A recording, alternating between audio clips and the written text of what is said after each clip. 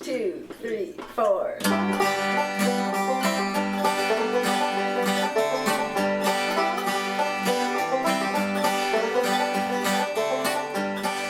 Hi there.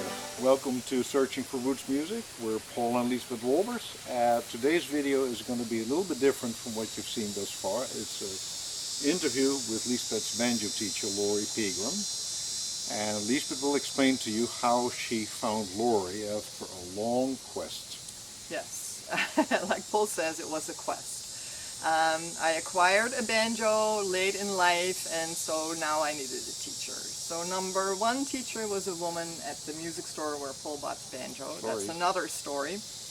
And she was teaching in this cubicle and was clearly not enjoying what she was doing. So I felt like a burden and I didn't learn anything, so that was number one teacher.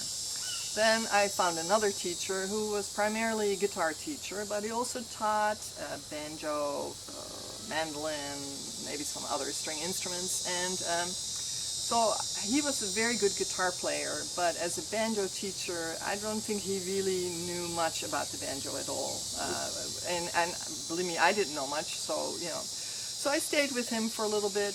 Then I found another gentleman who proceeded to tell me all about his new banjo. And while that was very interesting, I got away from there and did not learn a single thing. So I think about his banjo. Yeah, I did, and I still remember the brand and everything. So you know, I went back one more time just to make sure.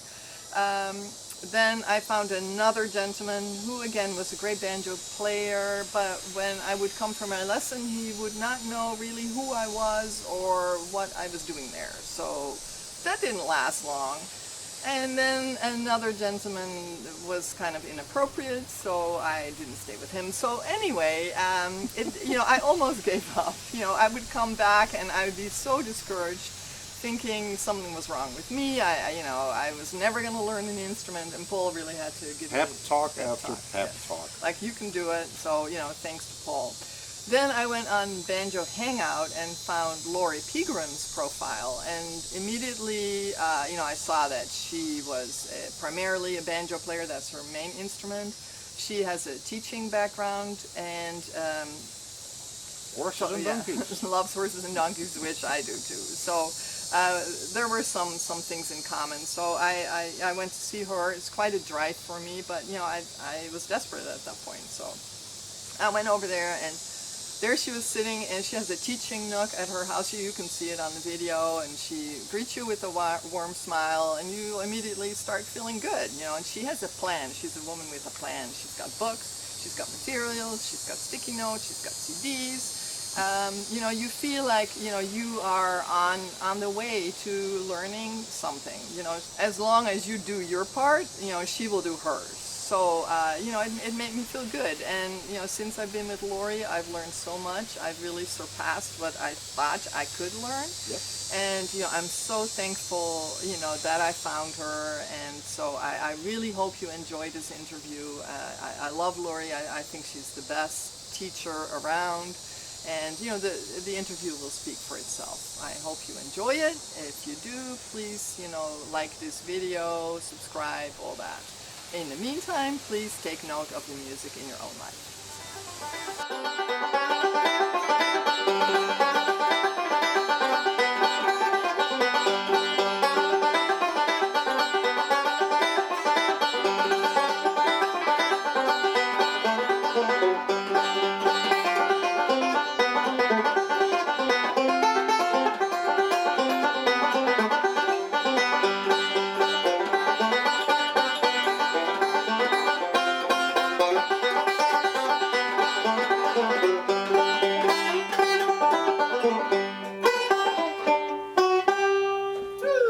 Old Joe Clark. Old Joe Clark.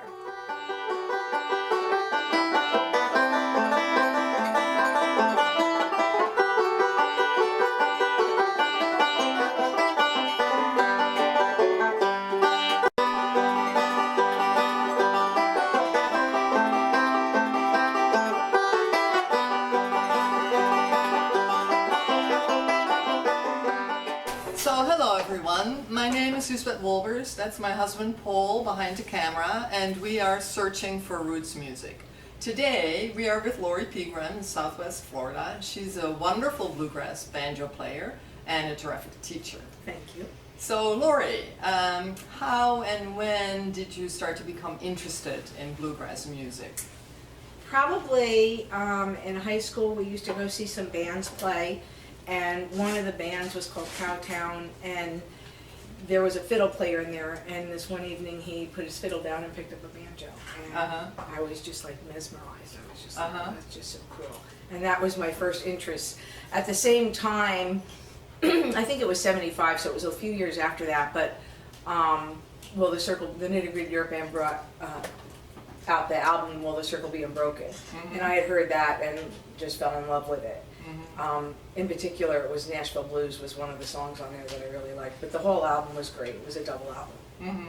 So that was kind of the beginning. So did you already play the banjo or any other instrument for that matter? No. I think I took guitar for a very brief period, and my hands were small, and it wasn't what I wanted. Right. Excuse me, but I hadn't heard a banjo at that point. I mean, I hadn't really heard a banjo. I'm sure I heard one, but yeah. So shortly after that, seeing that guy play banjo, I ended up getting a beginner banjo. Actually, it was my high school sweetheart who bought it for me. So it was like a beginner, beginner banjo that everybody dreads, but everybody learns on. So yeah. So you were saying you didn't grow up with bluegrass music? No, my mom really loved music. She liked all kinds of music. In particular, she liked going to musicals in the city and stuff like that. And so we had a lot of albums that she would play, like Gershwin and all kinds of the old stuff. And she was a whistler too, which was kind of neat because you don't hear very many people whistle anymore. So I kind of give her credit for that For appreciation love. of love of music to begin with, because I heard it a lot and grew up with that, with her era of music, but it wasn't bluegrass. Yeah, okay. I can see that. So, what you say there was the Nitty Gritty Dirt Band, that was kind of your first, interest in a band. Is there a band today that you follow that you really love, or a particular player that you really love? Well, back when I started, of course, it was Earl Scruggs who was the man. Everybody loved Earl, and he's gone now, but I mean, everybody still loves Earl's playing. And but up to date, I would say Jens Kruger probably is one of my favorite players, all the way around.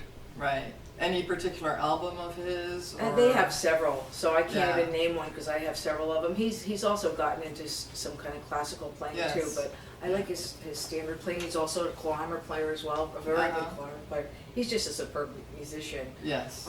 But all their stuff is good. I've seen them several times live, and him and his brother and Joel, the bass player, do a great job. I know, I love them too. So, you started playing the banjo, you were a teenager, right? It's in high school. So how has it changed your life? I mean, what would have happened if the banjo had not been there? Or what happened because of the banjo being there? Yeah, wow. Okay, so in high school when I got the banjo, my mom found me my first teacher, and she was not a bluegrass banjo player. She was actually, I guess she played a 4-string banjo, so it was more, I don't even know what you would call it, Dixieland type music. And so my start was a little rocky because of that, because I didn't have picks on, and the beginning was a little rough, but I only took a few lessons from her. And at that point, I'd moved to Florida to go to school, and I found a place called the Banjo Shop, the Stipe Brothers Banjo Shop in Hollywood, Florida. This was over on the East Coast. And I started taking lessons there. And probably, if you ask like how it's changed things, for one, I probably wouldn't have still been in Florida. I think not that it kept me here long term, but the longer I was here, the harder it was to leave. But I wasn't planning on staying in Florida. But because of that, I started teaching at the store probably a little over a year after I was taking lessons, which was kind of soon, but I had beginner students, and I just never stopped. So at the time I was going to school, and I was going to school to become an interpreter for the deaf, and I did both for a while. When I was working full time, I did less banjo, but influence-wise, I met so many wonderful people, was in several different bands, and it was just a passion that never ever went away, and never will.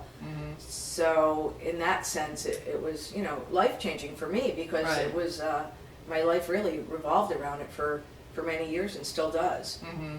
Yeah, so many people talk about being obsessed by Right, the banjo, right. and I think for some people that's certainly true. It is right? true. I mean, it's just, when you hear it, it's such a happy instrument, you know, Yes. it just, Yeah. it's Yeah. contagious, kind Yes. of, you know. Yeah, so talking about banjos, you know, banjo players are notorious for owning numerous instruments. They are. So I don't know if you want to answer how many banjos you have. You don't have to if it's Well, a secret. the interesting part to that was my first, besides my beginner banjo that didn't last really long, you know, because I ended up giving it to a girlfriend, and when I bought a better banjo. And so in banjo world, there's like beginner, intermediate, advanced. Right. So I jumped from when I was taking lessons and I started getting better, I jumped from the beginner banjo to an intermediate banjo, and that really didn't last long, because once you play a quality banjo, which I had in the banjo shop, I had, you know, Access, an option yes. to play other banjos. Yeah, you don't want to Go back. Yeah, you don't want to go back. So that I had for a short time, and then I got this banjo, which is a Deering Maple Blossom, and I think this is a 1980s. You can tell by the circle flange here, but this is definitely my favorite banjo. And I had this banjo up until, I want to say, 10 years ago maybe, was the first time I ever had a second banjo. Oh, I really? only had this banjo for a lot of years. Wow, A good lot for of you. years. Yeah. And then got a Stelling, which was a mid-70s Stelling Staghorn. And then it did kind of happen. I started to get more banjos. And then I got, my husband bought me the 40th anniversary Greg Deering special banjo, which they only made 40 of them, and it was my 40th year at that point playing banjo. So that was a gift That from was him on appropriate. Christmas. So that was cool. It has a wood tone ring. It's a real pretty blonde wood. So, and then I got a Gold Star, no, then I got a Fender around a 67 Artist, which is a really nice old banjo. My original teacher played that, Dave Stipe, and I love that banjo. And I got one of those. Then I got a Gold Star, which is a 70s, but that was just because I had seen them. Yeah. I probably end up selling that one, but I like it. Then I got an old time banjo, which was before some of those, an open back. And then there's a few others floating around, like a little travel banjo, a Tyler Mountain travel banjo, and there's a couple others Right. that are not Yeah. as as nice as the ones I just named. Yeah, but this one is number This one. is my favorite. Number one Yeah, band. this is my It was favorite, number yeah. one and it's still number one. Yeah. Yeah, so I remember the first time I got a scratch on it was on the neck here. I got a ding. Oh. Now there's several. Yeah. But I remember calling my banjo teacher and just about crying. I got a scratch and I got a ding, and he was like, "It's one of many. Don't Yeah. sweat it." But yeah, this banjo's definitely been rode hard and put up with. So. Yeah. So over the years, how has your banjo playing evolved? Well, because of being in bands, there's a couple of things. So for one, when I started playing, I was totally obsessed and was playing like 5 hours a day, and I was going to school at the time, and I was playing more banjo than I was studying, but I did end up with, as an interpreter for the deaf eventually. And so teaching-wise, it evolved because I was, teaching, so I was working really hard at it. Then I was in a band. The first band was called Foxfire, and actually had Gloria Bell in the band, and she's pretty famous in the bluegrass world, and Ellen Jamieson and a bass player, her name was Renee, I can't remember her last name. Then they left because Gloria was a snowbird, and it ended up Ellen and I as a duet for a long time, and then other bands over the years. So in that sense, it evolved all the time, because every time you're in a band, you're working on band material and trying to improve your playing and coming up with breaks to the songs that you're doing.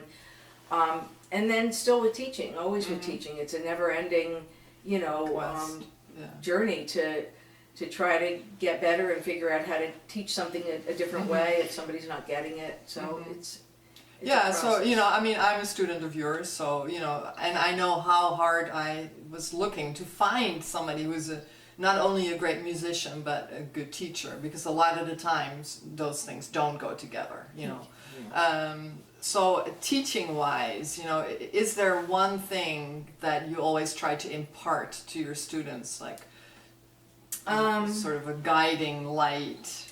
For me, and it was a process over the years, because in the beginning, I think, you know, you feel like you want to make the student happy, they want more songs, and that's not always the best thing to do, and it took me a few years to figure that out. But one of the things that probably is the most important to me, I mean, there's several things that are important, timing, and, you know, there's and be in tune, and, you know, practice and all that stuff. But for me as a teacher, the most important thing that it is for me to do is to figure out what they need for me to teach them, because everybody's a little bit different and everybody has different struggles.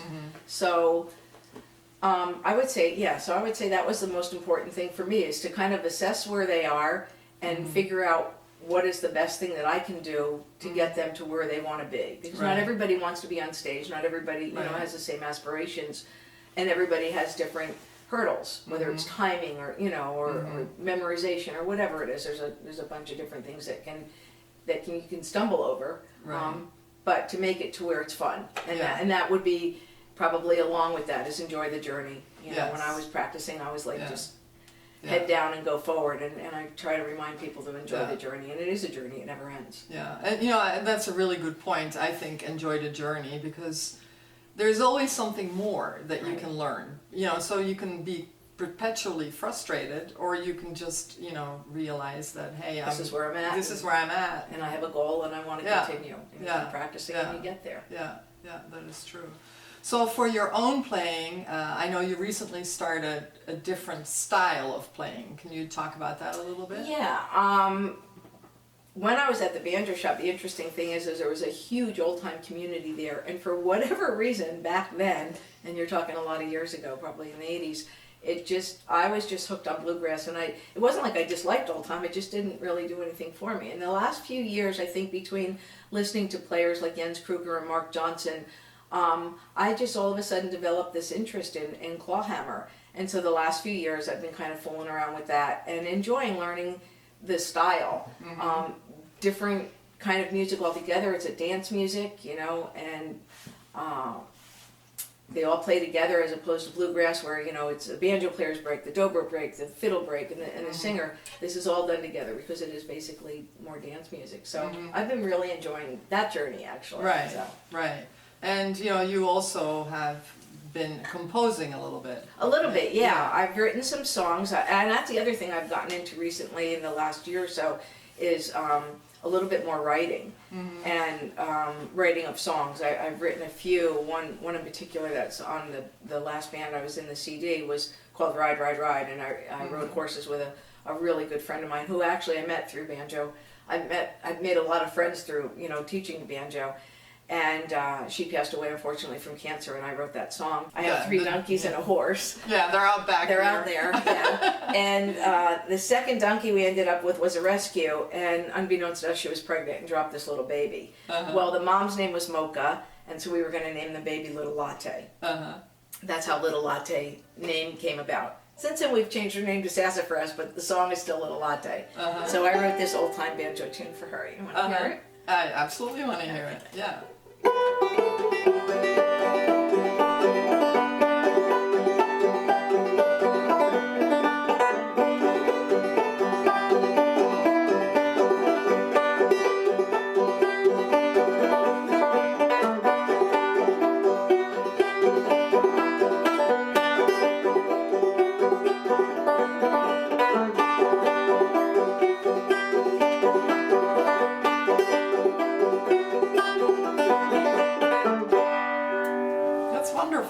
So can you show real quick, because we may have some people watching who don't know the difference between 3-finger style, scrug style, or old time. So can you show, you know, what is really the difference? Well, not a great teacher of clawhammer at this point, but clawhammer or frailing is what they call it, is done without picks, and you kind of make a claw out of your hand, and you're striking down with your fingernail, and then catching that thumb. Some people call it bum ditty, some people don't, but and then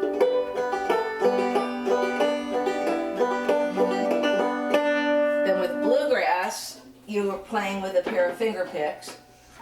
I primarily play Scruggs style, which is Earl Scruggs style. I play a little bit of melodics as well, and very little bit of single string. There's other styles, but probably the most famous is Earl's Scruggs style. And now you're playing with 3 finger picks. You plant the other 2 on your head. This also has a resonator, a back to it, where the other one was an open back, and that's to project more sound. They're quite a bit heavier because they have a metal tone ring in them. And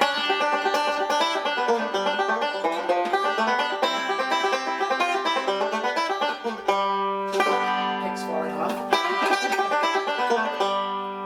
And that's basically the difference. Right. You're going to hear on this instrument dueling banjos, which most banjo players hate, Boggy Mountain Breakdown, know, Ballad of Jed Clampett, those are all your favorites. And then what years ago it was Man of Constant Sorrow came out, and they kind of gave us a rebirth of that style of music. Right. So is there any favorite bluegrass song tune that you like to play or like to listen to? I mean, at the moment, I know it changes. Yeah, that's hard because probably some of the things that I was playing a lot of was in the band that I was in, Yeah. Your last band, you The mean? last band, So last band named Sassafras. Sassafras, And yeah.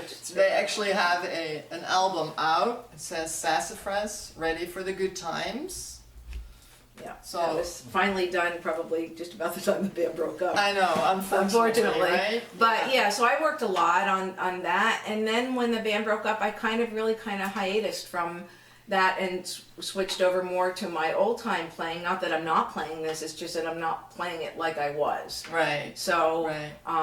I would say I'm a little bit more into my old time playing than I am my bluegrass style right now. But I'm hoping that'll change. I just you go kind of in ebb and flow in what kind of sparks you and gets you kind of flowing on a new adventure, and so them kind of letting that just take over right now. But yeah, and also when you teach, right, there's also quite a bit of singing involved, right? Because in bluegrass it's not just playing your banjo, it's also singing. It is, and you don't have to be a great singer, fortunately, in bluegrass. I mean, of course, it's wonderful if you are, but because of teaching, I had to do that. I learned how to play enough guitar to back up my students, and obviously a lot of bluegrass music is vocals as well as instrumentals, so you can't just play all instrumentals on your banjo. You need to be able to play in a jam session and contribute vocally. Not everybody's comfortable with that, but we work on that in lessons, and right. So we do we do that a lot. So Okay, so thank you, Lori, for answering all my questions. You're welcome. That was really fun to hear your background a little bit, because that's usually what we don't talk about. Right. We talk about other stuff. So thank you all for watching this episode of Searching for Roots Music, and please take note of the music in your own life.